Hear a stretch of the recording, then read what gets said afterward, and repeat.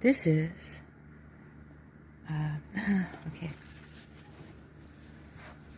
So this is the body cam evidence of the day of my arrest. Now check this out. These lines, you know, I've tried various things to smooth them down. These lines were here. You see that? Crazy, huh? And yeah, and then there's followed by some that are very deep. Let's see, like over here.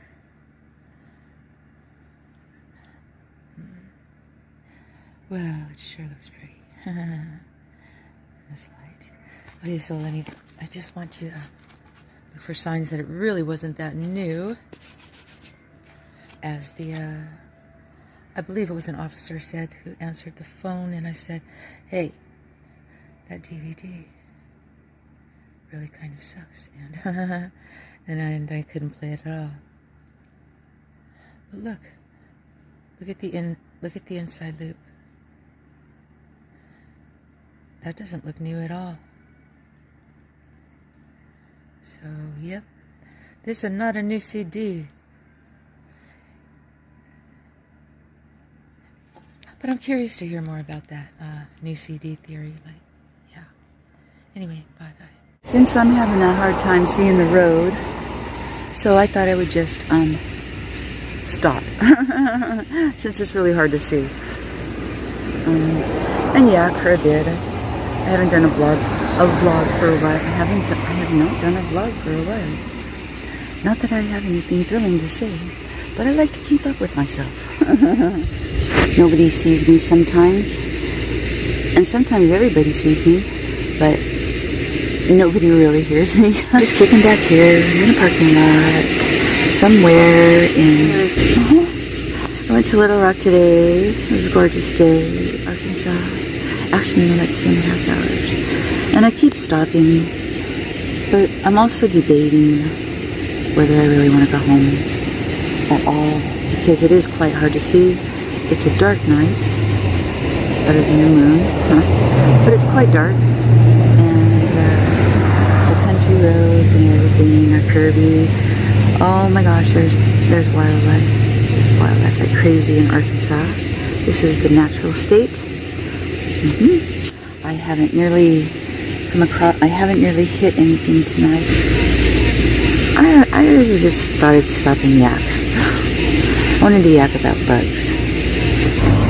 His phone's about to die, so I'll let you know where I go, because inquiring minds want to know. Ciao.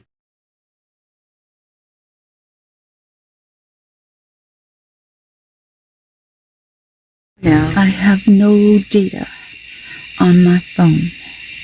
None. Zip. I had data, and then poof, it was gone. And I cannot figure out, I've tried everything, figure out how to restore it. And this camera's gonna die. La-di-da. What am I going to do?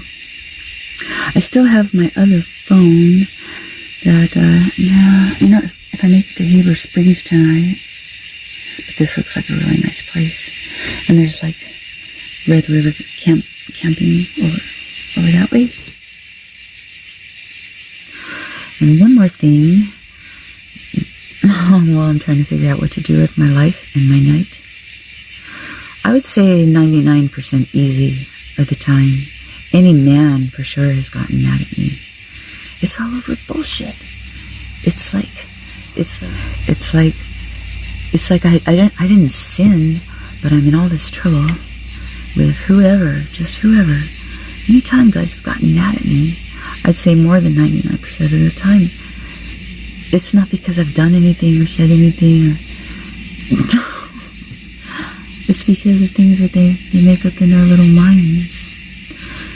Now at work, whenever I've gotten in trouble at work, I would say like 1 out of 5 times, maybe 2 out of 5 times on average.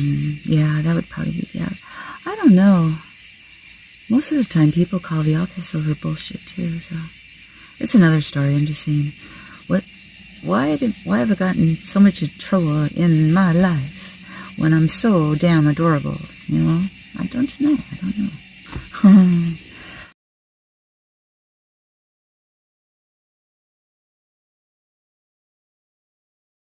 Okay, bye.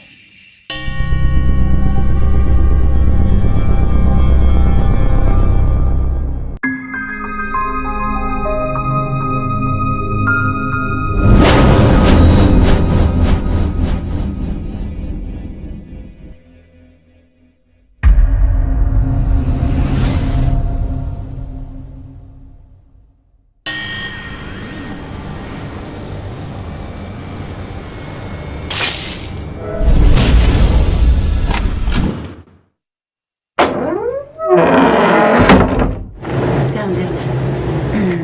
Alright. Okay, I was returning from Little Rock because I have joined a scientific study, and I was screened for the study like for hours in Little Rock that day. And then I went shopping for a while, and so it was quite dark. Well, actually it was 10:30 p.m.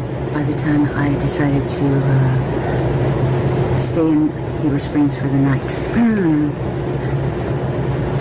Alrighty, so I was still just waiting for my phone to charge. I was halfway between sleep and awake, you know, and probably, yes, I do think I dozed for less than 30 minutes, right? So when I saw the bright lights behind me, there was a moment of confusion. Then I soon realized it's the police. I hope I'm not breaking the law, I thought. Anyway, I just kind of sat there and wondered, you know, they're probably going to tell me to move, and I'll explain to them about the phone, and I really didn't feel like I had done anything wrong, but let me continue. So when I see the bright lights behind me, I soon met Officer Moore. He asked my name and for my paperwork. I gave him everything: insurance, license, and registration. And soon he saw my pipe. It was under the dashboard ring. Yeah, he saw it. I left it out. Before I begin with the police story, I want to note that I was completely coherent, cooperative, polite, and respectful the entire time. And I mean the entire freaking time. Like, once I'm in jail, all the time I'm in jail, solitary confinement. And when I had to get my car out of stores, and that mean guy, whoa, I overheard the lady at the dispatch inform the officers that my record was completely clean. Yay me. Okay. Officer Moore searched my car very, very, very thoroughly as far as I could tell. I was very thirsty from my medications, but I'm always thirsty. I promise you, I'm always thirsty. The first thing I do, I always have a drink near me. If I go outside, definitely if I'm going to town, mostly water. I had a V8 in the car. Alright, okay. Now I want to mention that I asked and begged for water constantly for hours, and I was promised water, but never given it until I was in my jail cell, and then I could drink from the faucet. My dry mouth was soon obvious and debilitating. Okay, it was like this, alright? And it was obvious, and I couldn't.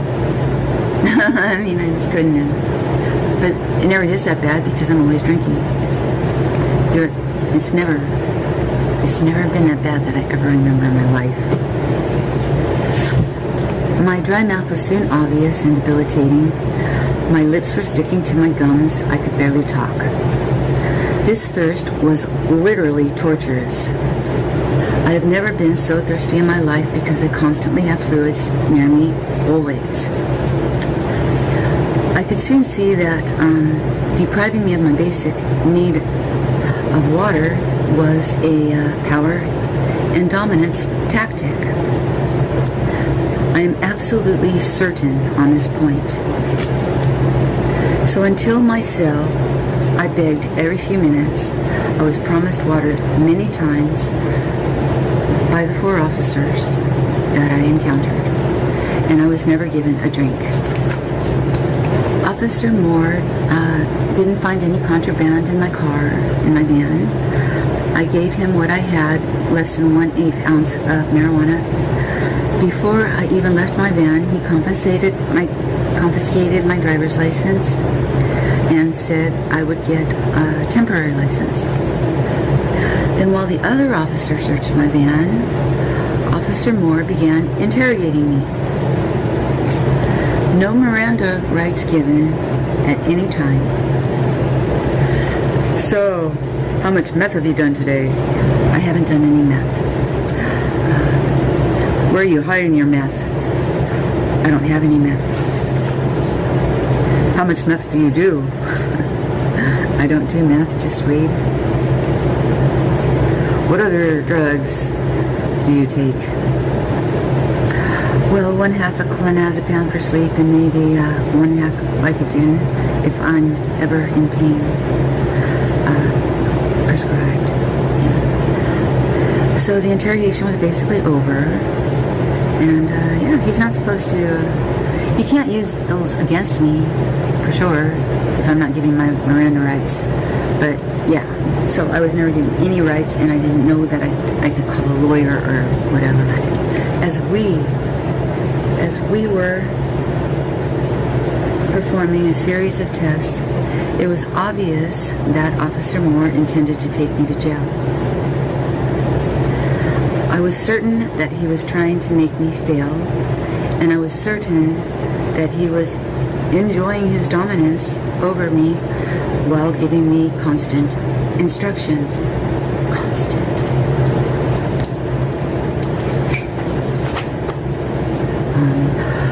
I've also read since then that sobriety tests are not meant to be passed. Surprise. It's like catch-22 everywhere, right? The main reliable test for intoxication is, I'm gonna find out the official name, the follow the pen test, right? I follow the pen with my eyes while he shines a flashlight towards my eyes. Okay, that is the main test that can determine if you're sober or intoxicated. And he did it for a long time. He did it as far out as he can, you know, really straining my eyes. I'm not even joking. And really high up in the, you know, so it strained my eyes for sure. And then he did it twice, right? Seems like there was another test where I put my head up, but since I'm not sure, I'll leave it out. Okay. Anyway, I passed. Okay, so here's me. I'm exhausted. I'm scared. I'm worried. I am suffering from severe dry mouth. Alright. I'm wearing a tank top with no bra. And it is revealing, right? I have no shoes on. Shall we continue?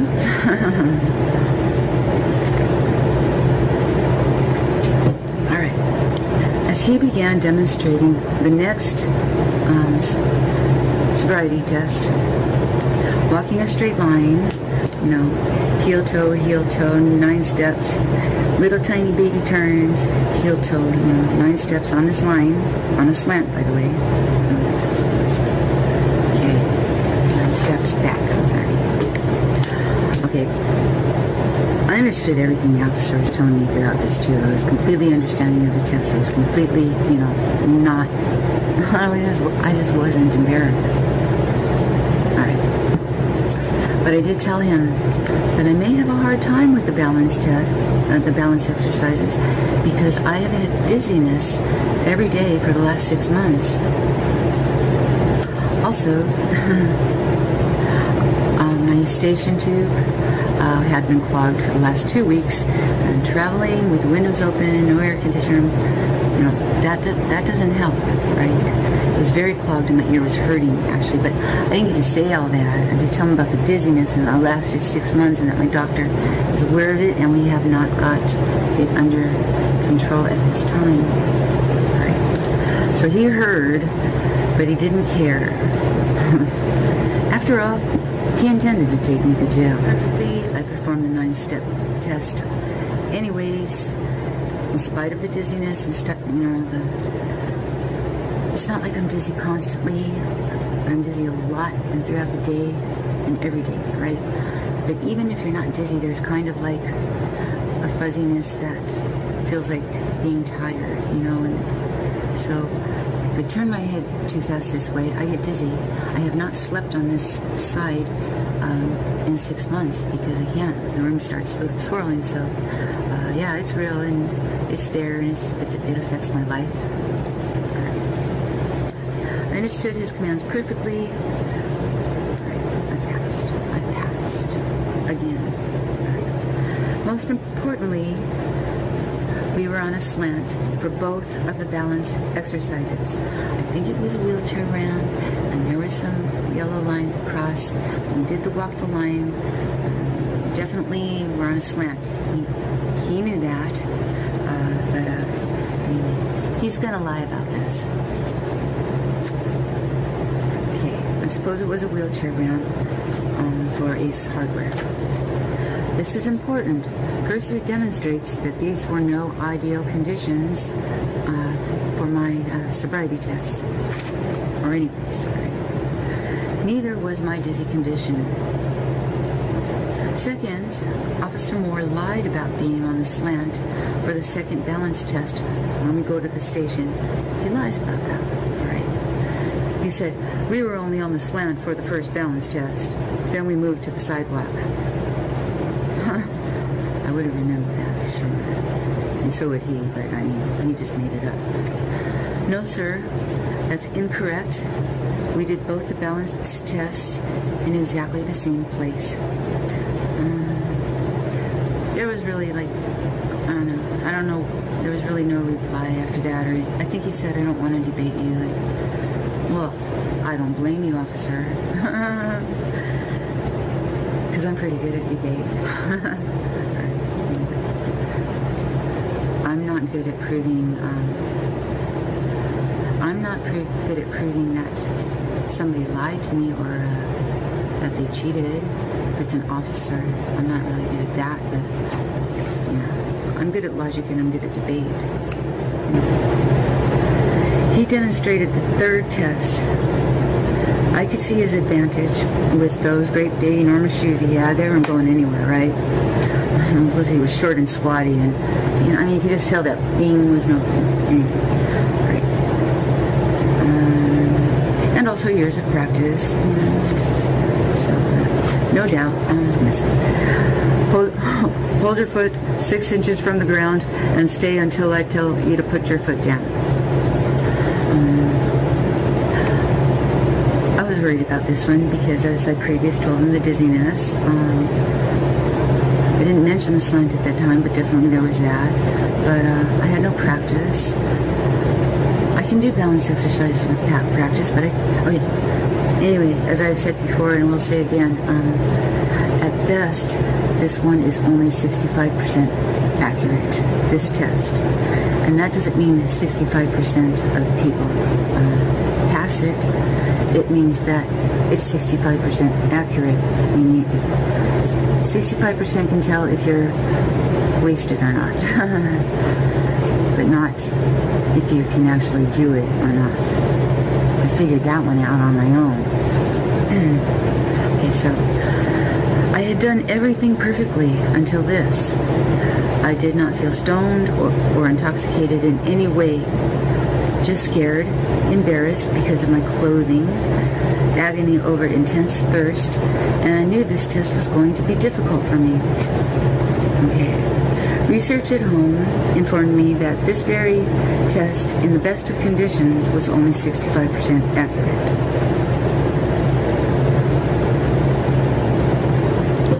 My condition of dizziness and distraction of thirst, nervousness, awkwardness because of my clothing, clogged station tube, and the environmental conditions of being on a slant put the odds against me, along with the absolute knowledge that he was trying to bust me. And I read twice at home that sobriety tests are not meant to be passed. Go figure. So I tried. I could only keep my foot up for a few seconds. Can't use your arms for balance. And started hopping around. He said, "You're intoxicated. You're under arrest." Bing! Everything perfect until that 65% accurate test on the slant. Maybe, everything. I was jumping through all those hoops, with no bra on, Cloudy station to your right. I did it all until that. I begged him to try again. No way, Jose. I asked him to allow my sons to pick up my van. No, it's going to end. Constantly asking everyone for water. After this, after that, after, or in a minute, or you got to do this first. But not one person kept their word. It's all about control and dominance. Treated me like a criminal from that time forward, right? And I'm innocent until proven guilty. No officer knows that ever. It's all a control and dominance exercise. Bet your ass. I also told 4 officers, including Officer Moore, that I believe the sobriety test was unfair. Nobody cared about my needs all this time, or what I said, or any defense. Nobody cared, right? There was a generalized feeling of coldness. Unaccommodating people were just...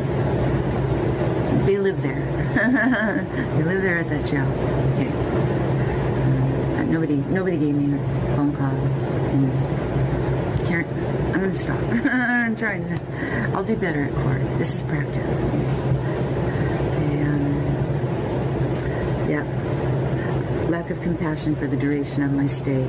Absolutely. All right. I knew I would pass, because I don't like to drink very much, hardly at all, and I certainly didn't that day or on this trip, or really, any trip, I'm not going to drink, right? So anyway, I took the blood test twice. I think that's standard, right? And I passed, but no snaps. He didn't say, he doesn't tell me how well I'm doing. So while Officer Moore was explaining the next test, or before, or whatever, during our 15 minutes we had to wait for the next blood test, I discussed with him the unfairness of the sobriety test. Let me do it now on this flat surface. No. No. Besides, we only did one of the balance tests on the asphalt. We moved up to the sidewalk for the stand on 1 foot one. Sir, we did not move up to the sidewalk. Both the balance tests were on the slanted asphalt. I spoke quietly, calmly, and respectfully throughout the entire time. I'm just throwing that in because that's how I was then, and that's how I was throughout. Basically, I was exactly where he wanted me to be. No turning back. No reason possible. No compassion. That's gone a long time ago, right? Then Okay. Then he explained the urine test. Okay. He explained the urine test. All right. He read me this paragraph on the urine test, right? Whatever it says, right? And I'm not saying now that he didn't explain correctly.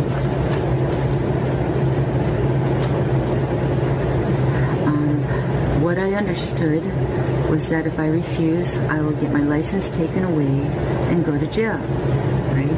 That's what I understood. Oh yes, and also that the concentration of my urine, it's very concentrated, it's going to equal a DUI anyway, right? So after he explained those things to me, and that's what I understood, he asked, will you take this test? No, sir. Okay. Now, he's not supposed to ask me the reason because he didn't read me my rights, right? Okay. But at some point on Inquiring Minds, whatever, soon after I said, I'm already in jail and my license has already been taken away. I don't see, the difference in taking this test and basically giving more evidence.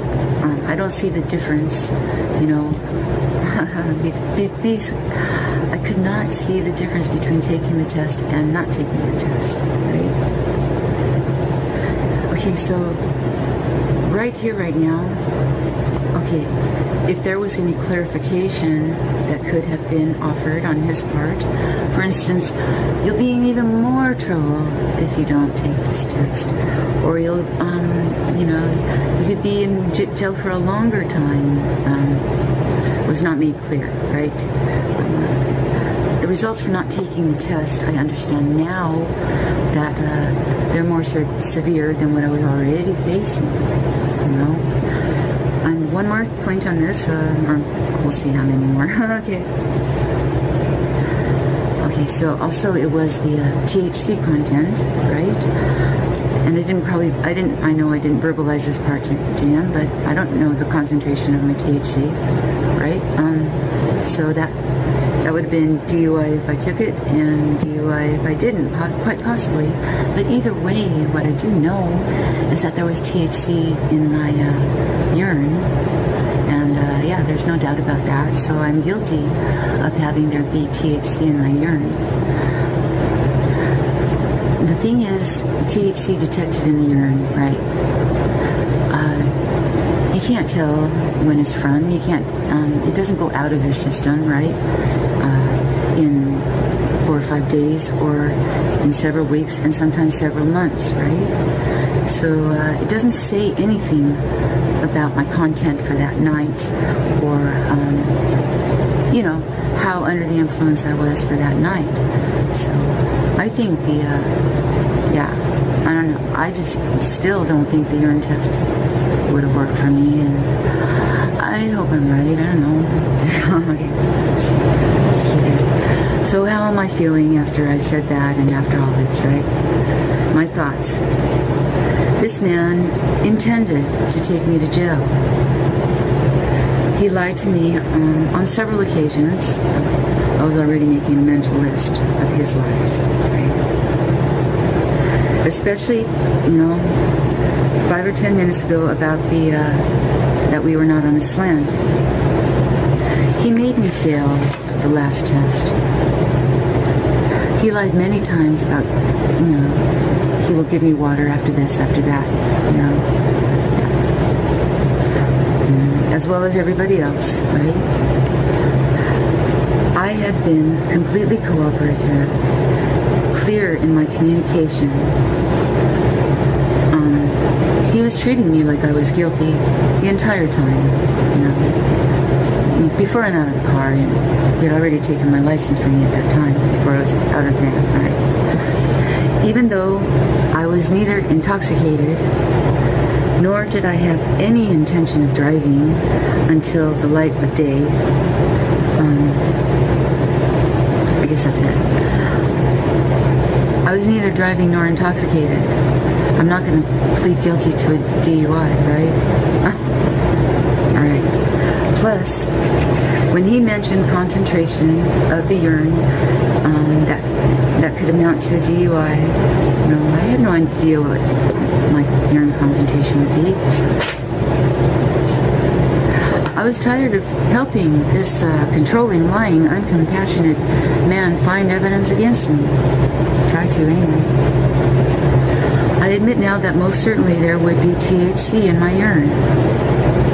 As you know, THC could be detected for weeks or even months later. This test would reveal nothing about my current intoxication or lack of intoxication. I did not completely understand that refusal would result in too much more consequences than I was currently experiencing. I was in jail, DUI, right, most likely, and they had evidence against me. They took away my license. Fines were coming. My car's an impound. They had I couldn't see that there would be a huge difference, and I'm telling you right now, there was THC in my urine. Right there. I just took the test right here. Finally, I just didn't feel like peeing in front of another person. I had had enough humiliation for one night. No compassion, no water. So it's onward to my cell, which was in fact solitary confinement cell, steel door, blocked out windows, and it lived up to its name, because here I would soon find out what it's like to be ignored for many hours, treated guilty by all.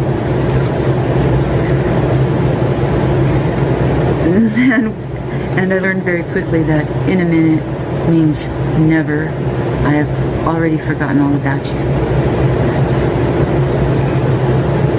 So I'm in my cell, and last but not least, I was denied my phone.